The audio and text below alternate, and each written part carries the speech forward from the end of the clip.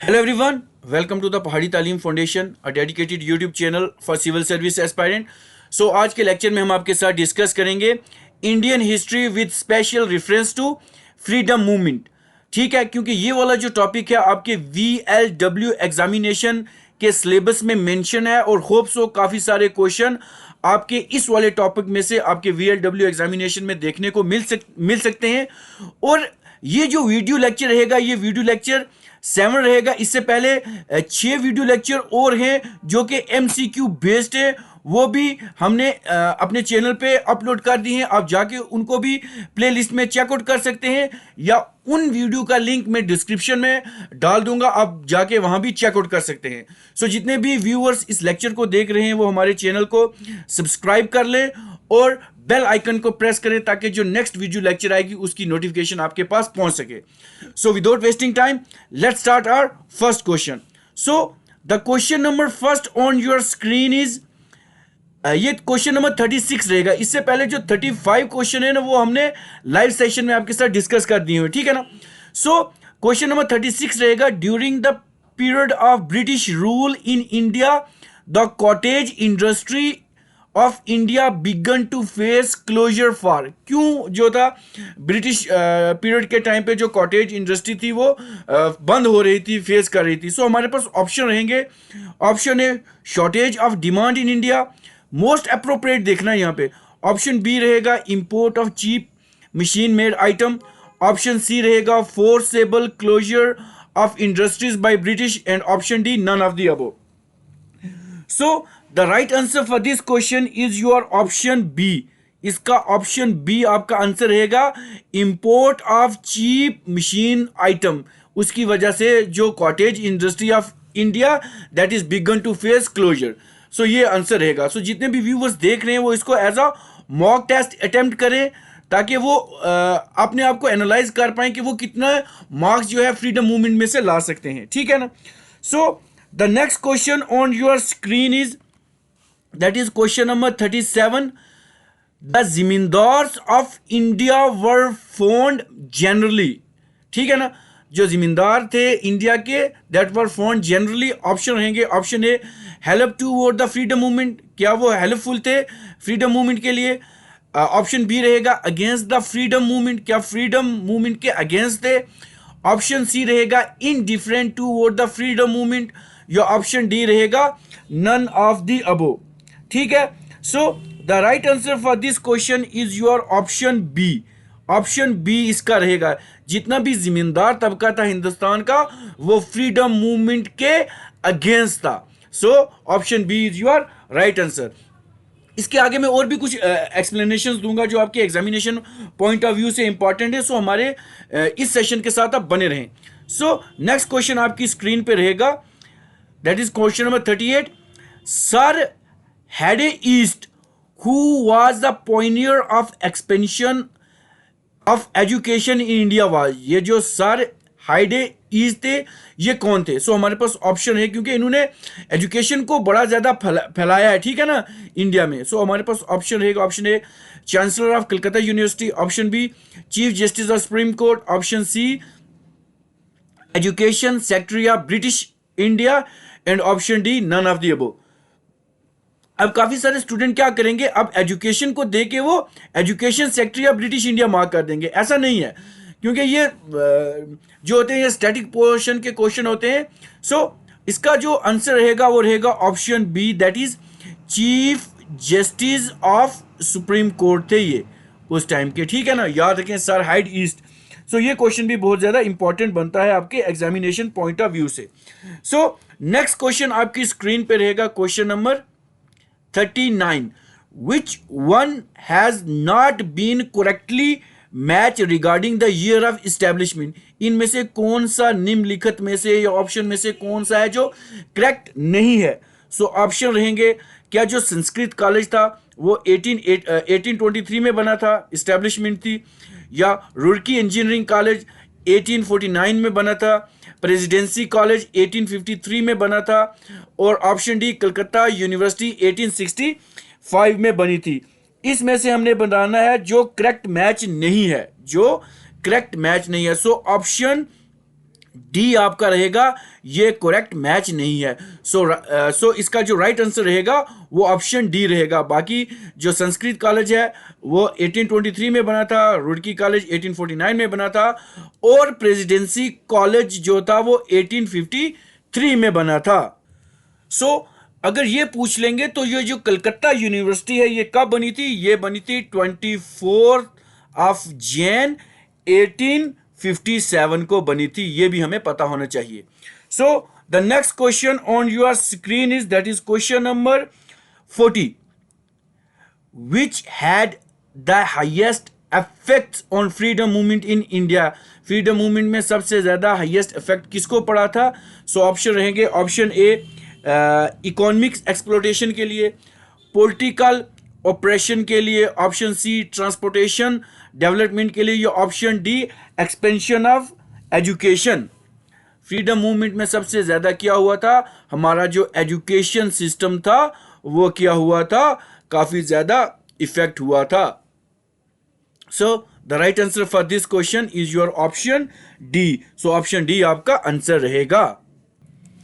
अब कुछ और पॉइंट भी डिस्कस कर लेते हैं हम, क्योंकि इन फ्रीडम मूवमेंट में से अगर ये देखो इकोनॉमिक एक्सप्लोटेशन की बात आएगी तो यहाँ पे क्या थे? वहाँ जब ये ब्रिटिश रूल था ना, तो वहाँ पे क्या थी? फेसेस ऑफ इकोनॉमिक पॉलिसीज थे हमारे पास। एक था हमारे पास अर्ली फेज था, उसके बाद एक मर्चेंटाइल फेज था, उसके बाद एक हमारे पास इंडस्ट्रियल फेज था। ये चीज़ें आपको पता होनी चाहिए, ठीक है ना? ये सारे फेज थे, इनमें से क्वेश्चन आ सकता है। फिर उसी टाइम क्या था? ड्रेन ऑफ वेल्थ थ्योरी थी, ड्रेन ऑफ वेल्थ थ्योरी बनी थी, जो कि दादा भाई नारोजी ने दादा भाई नारोजी। तो नेक्स्ट जो लाइव सेशन हुआ था उसमें मैंने वहाँ पे आई थिंक मिस था, तो मैंने आरसी दत्त बोल दिया था, ठीक है ना? क्योंकि ऑप्शन में नहीं था, तो मैं भी वहाँ पे उस टाइम थोड़ा सा कंफ्यूज हो गया था, क्योंकि ऑप्शन नहीं था, option none of the above था, तो आरसी दत्त भी था। तो फिर मैंने वहाँ बाद में करेक्ट भी कराया था कि इकोनॉमिक हिस्ट्री ऑफ जो इंडिया थी ये इन्होंने लिखी थी, ठीक है ना? वहाँ थोड़ा सा कंफ्यूजन हो गया था, तो काफ़ी सारे स्टूडेंट ने वहाँ करेक्ट भी किया था लाइव चैट में। सो ड्रेन ऑफ वेल्थ थ्योरी थी, ये आई थी। उसके बाद काफ़ी सारे लैंड जो रेवेन्यू सिस्टम थे, परमानेंट हमारा सेटलमेंट था। उसके बाद एक परमानेंट सेटलमेंट था, एक था रायोटरी, याद रखें ये भी आता है काफ़ी बार।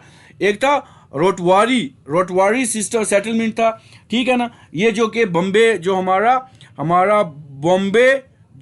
बॉम्बे मद्रास और असम के एरिया में हुआ था, ठीक है ना? सो उस टाइम पे आई थिंक मुनरो और चार्ल्स रीड थे, उन्होंने रिकमेंड किया था इसको, ठीक है ना? सो ये क्वेश्चन भी काफ़ी इंपॉर्टेंट बन जाता है।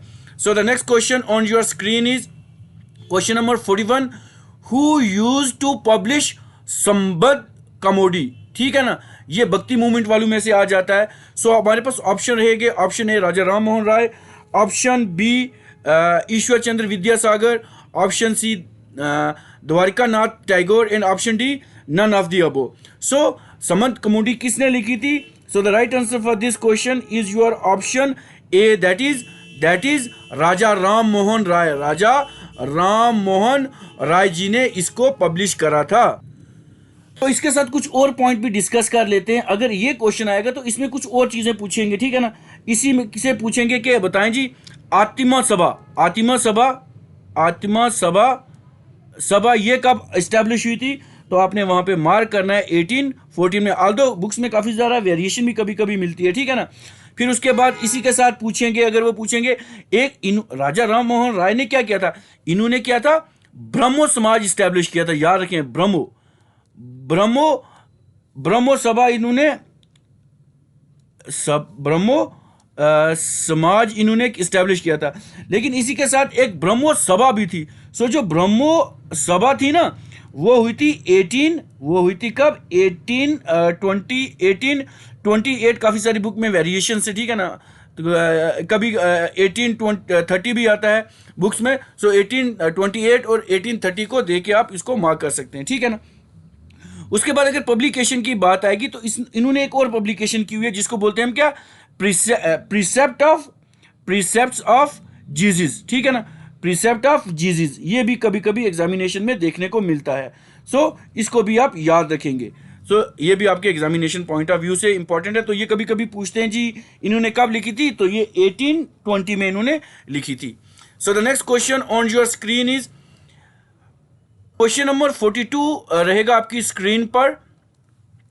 राजा राम मोहन राय रोट अ बुक मोनोथिज्म, इन्होंने एक बुक लिखी थी मोनोथिज्म। सो हमने बताना है वो बुक किस में लिखी थी, वो बुक किस लैंग्वेज में लिखी गई है। सो ऑप्शन रहेंगे, option A English, option B Bengali, option C Persian, option D Sanskrit. So 42 का आंसर देने की कोशिश करें, ठीक है ना, मोनोथिज्म।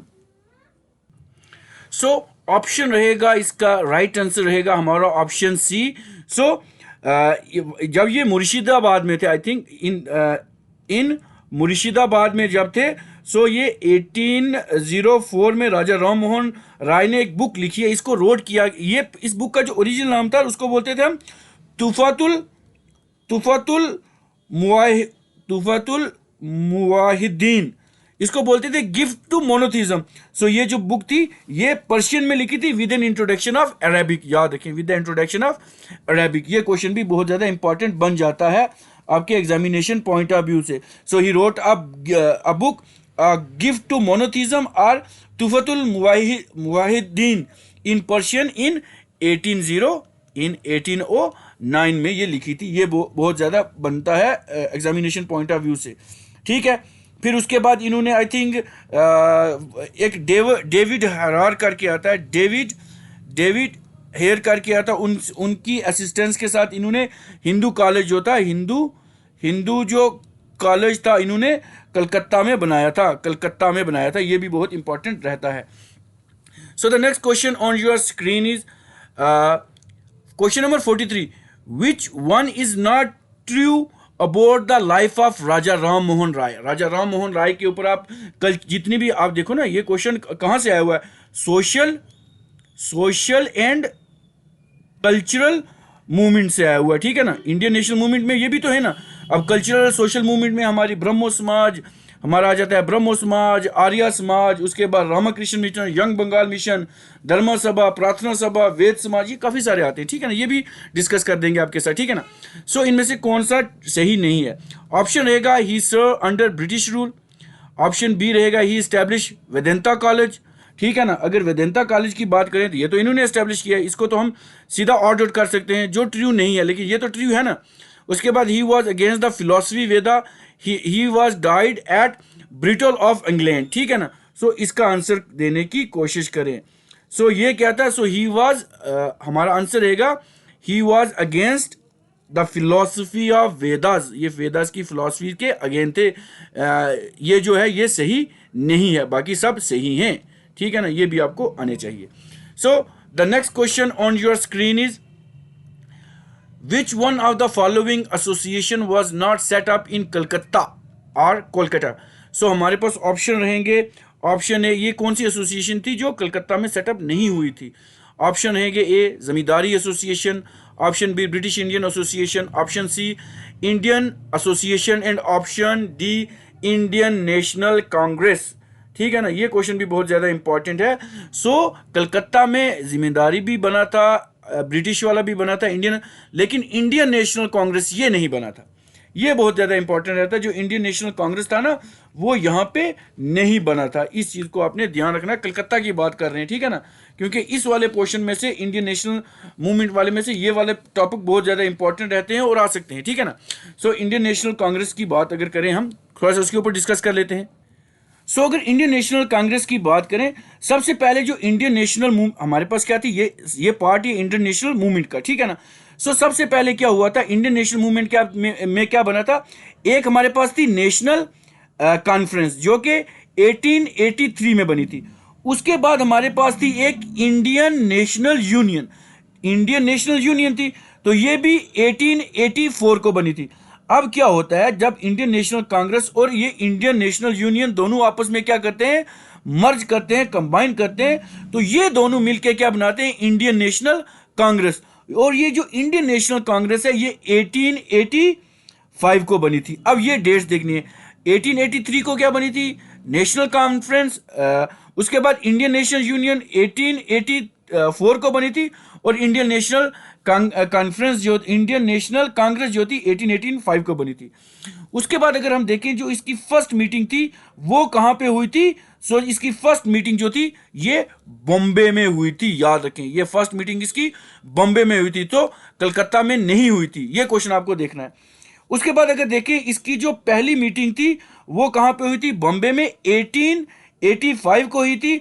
और उस टाइम जो इसके आई थिंक ये हुई थी कहां पे, इसको जो प्रिजाइड करने वाले थे, प्रिजाइड इनको किया था सबसे पहले ए ओ ह्यूम ने इनको प्रिजाइड किया था।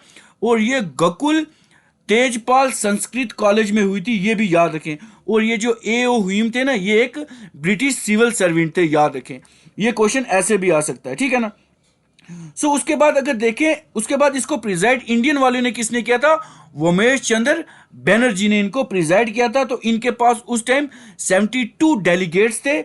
और उसके बाद नेक्स्ट जो इसके बाद मीटिंग थी इंडियन नेशनल कांग्रेस की, तो वो किसने की थी, आई थिंक फर्स्ट तो थी वोमेश चंद्र बैनर्जी ने की थी 1886 में। तो उसके बाद आई थिंक ये मुझे माइंड से थोड़ा स्किप हो गया, ठीक है ना, ठीक है, ये माइंड से थोड़ा स्किप हो गया। फर्स्ट मीटिंग हुई थी यहाँ पे, तो सेकंड आई थिंक सेकंड दादा भाई नारोजी ने शायद की थी, दादा भाई नारोजी ने की थी। इनके पास इसमें थोड़ा सा देख लें आप, दादा भाई नारोजी थे या कौन और थे। लेकिन जो थर्ड थी वो की थी बदरुद्दीन तैयब जी ने की थी। ये मुझे एग्जैक्ट याद है, ठीक है ना। सो उसके बाद आई थिंक जॉर्ज यूल वगैरह ने की थी। इतने मुझे भी 4-5 फर्स्ट वाले याद हैं, इतना मैक्सिमम बीच में से मुझे भी रिकॉल नहीं कर पा रहा हूँ। So the next question on your screen is that is question number 45। During the period of sepoy mutiny, around what percentage of the member of armed force under British rule of India were of European origin? कितने percent लोग थे स्पे mutiny में जो British origin के, जो European origin के थे। So हमारे पास ऑप्शन रहेगा, option A 20%, option B 30%, option C 40% and option D 50%। So इसका आंसर रहेगा ऑप्शन ए, दैट इज 20% लोग जो थे that were of European origin. Next question आपकी स्क्रीन पे रहेगा, in the day of which month 1857 AD Mangal Pandey revolted at Barrackpore. ये वाला हमने डे बताना है। सो हमारे पास ऑप्शन रहेंगे, option A February, option B March, option C June and option D none of the above. So the right answer for this question is your option B, that is March. याद रखें March is a day in 1857 AD जब इन्होंने बराकपुर में revolt शुरू करी थी।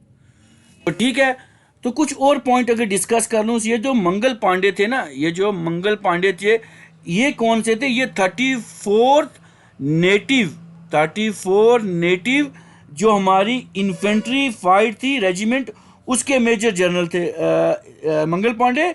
34 native infantry fight at the sergeant major of regiment जब ये इनको हैंग किया था, ठीक है ना। उसके बाद अगर कुछ और पॉइंट डिस्कस करें, रिवॉल्ट ऑफ, देखो ये रिवॉल्ट मूवमेंट में ही आते हैं ये टॉपिक काफ़ी सारे। इसमें जो मेन टॉपिक पूछे जाते हैं सीधे सीधे से क्वेश्चन है, इनको ध्यान में रखें। सबसे पहले पूछेंगे, बताएं जी हमारा झांसी में रिवॉल्ट किसने की थी, झांसी में रिवॉल्ट किसने करी थी। सो हमने उस टाइम के लीडर कौन थे झांसी के, सो हमने वहाँ पे मेंशन करना है रानी, ये बहुत इंपॉर्टेंट है, रानी लक्ष्मीबाई, ये बहुत इंपॉर्टेंट है। इनमें से क्वेश्चन आता है, आप देख लेंगे, अगर रिवॉल्ट में से पढ़ा तो इन चीज़ों को वो टच करेंगे। उसके बाद पूछेंगे दिल्ली में उस वक्त रिवॉल्ट के लीडर्स कौन थे, तो हमें वहाँ पे इसका थोड़ा सा मैं साइज कम कर लेता हूँ। तो अगर दिल्ली की बात करें तो बहादुर शाह थे एक, बहादुर शाह सेकंड थे। उसके बाद जनरल बख्त खान थे। उसके बाद पूछेंगे जी बताएं कानपुर में कौन है, कानपुर में उस वक्त कौन थे। सो कानपुर में हमारे पास थे नाना साहिब थे, दंदू पंत थे। उसके बाद तात्या टोपे थे और उसके बाद अजीमुल्ला खान थे, ठीक। उसके बाद वो पूछते हैं जी बताओ जी लखनऊ में कौन थे, लखनऊ में प्रोमिनेंट लीडर। इसके ऊपर तो क्वेश्चन पूछते हैं, ये काफ़ी सारी बुक्स में भी मेंशन रहता है। सो लखनऊ में बेगम हजरत महल थी, उसके बाद उनका एक बेटा था ब्रजेश कादर था, उसके बाद पूछेंगे जी बताएं बरेली में कौन थे, ठीक है ना, बरेली में कौन उसका रिवाल्ट थे, सो खान बहादुर खान थे। उसके बाद पूछेंगे बिहार का, बिहार में कौन से, तो बिहार में कुंवर सिंह थे और कुछ जमींदार थे जगदीशपुरा के वगैरह वगैरह ये थे। सो ये क्वेश्चन इस तरीके से पूछते हैं।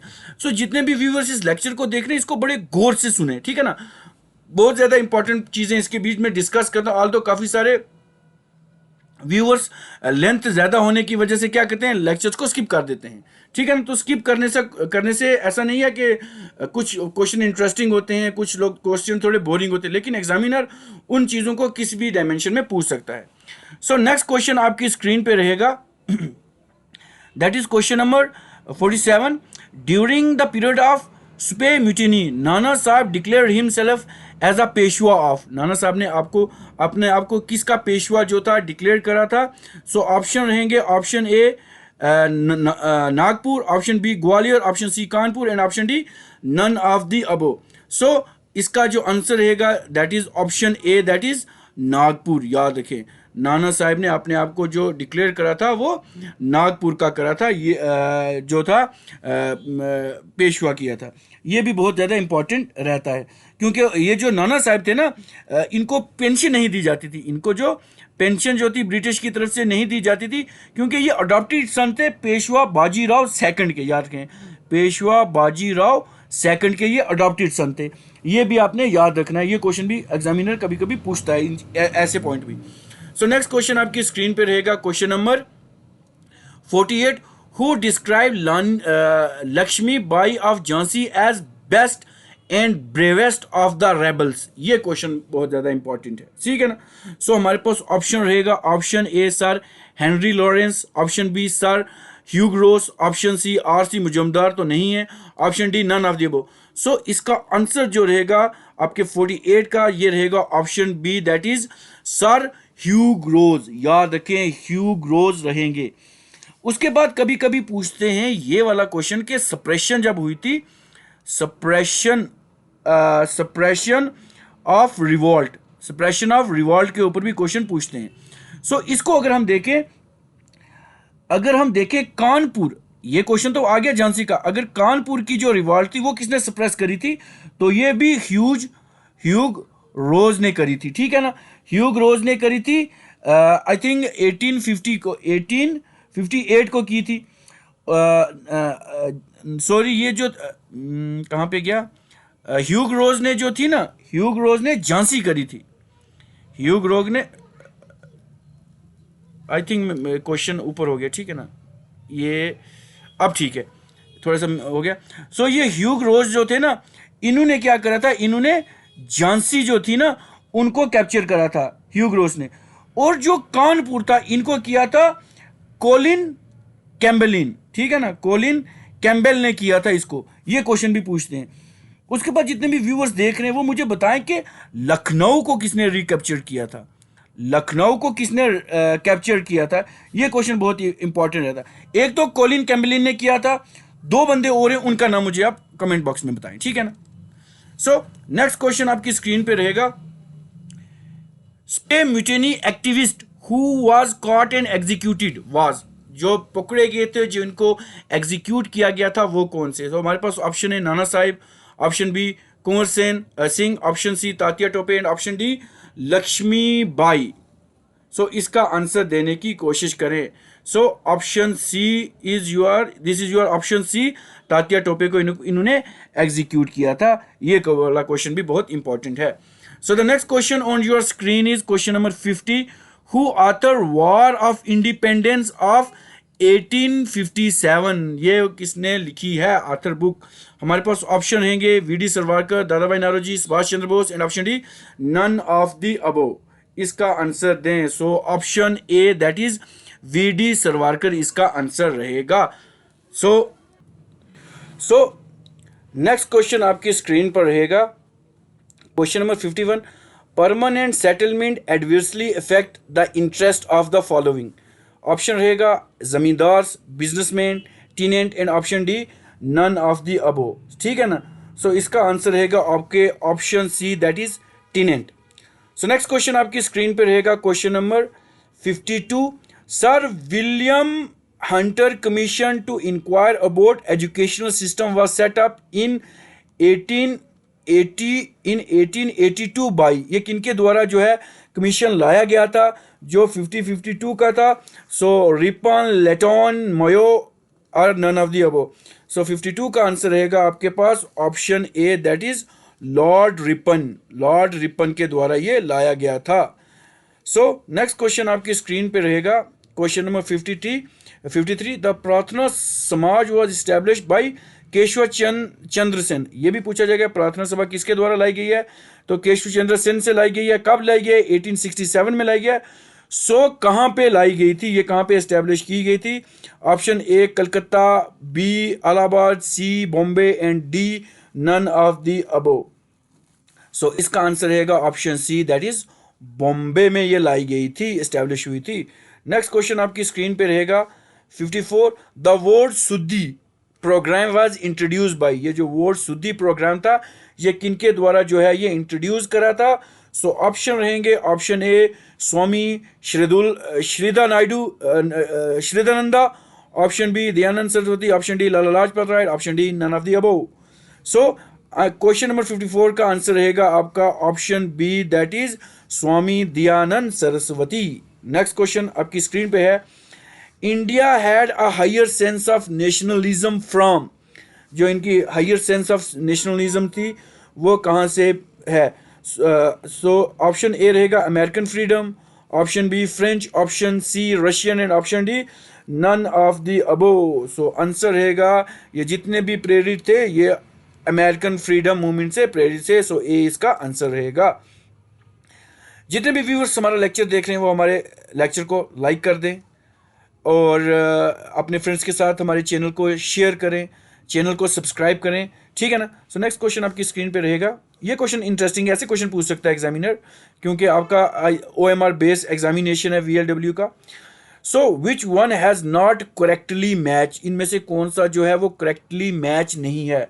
सो ऑप्शन ए रहेगा दयानंद सरस्वती, सत्यार्थ प्रकाश, ये इनके साथ मैच कर रहा है क्या? उसके बाद रहेगा आपका Surendra Nath Banerjee, a nation in a making. Option C रहेगा दीना बंधु मित्रा, नील दर्पण के साथ एसोसिएट है। माइकल मधुसूदन दत्ता सीताराम। सो इनमें से कौन सा जो है वो करेक्टली मैच नहीं है? अगर दयानंद सरस्वती, सत्यार्थ प्रकाश है इनके पास, ये भी इन्होंने लिखा है, ये भी इनका सेम है। सो ये सीतारामन इन्होंने नहीं लिखा। सो ऑप्शन डी आपका आंसर रहेगा। नेक्स्ट क्वेश्चन आपकी स्क्रीन पे रहेगा। द फर्स्ट बंगाली वीकली समाचार दर्पण वाज स्टार्टेड इन 1808 फ्रॉम, ये कहाँ से जो था ये जो वीकली जो स्टार्ट हुआ था? ऑप्शन रहेगा option A Calcutta, option B Shri Rampur, option C Howrah and option D none of the above.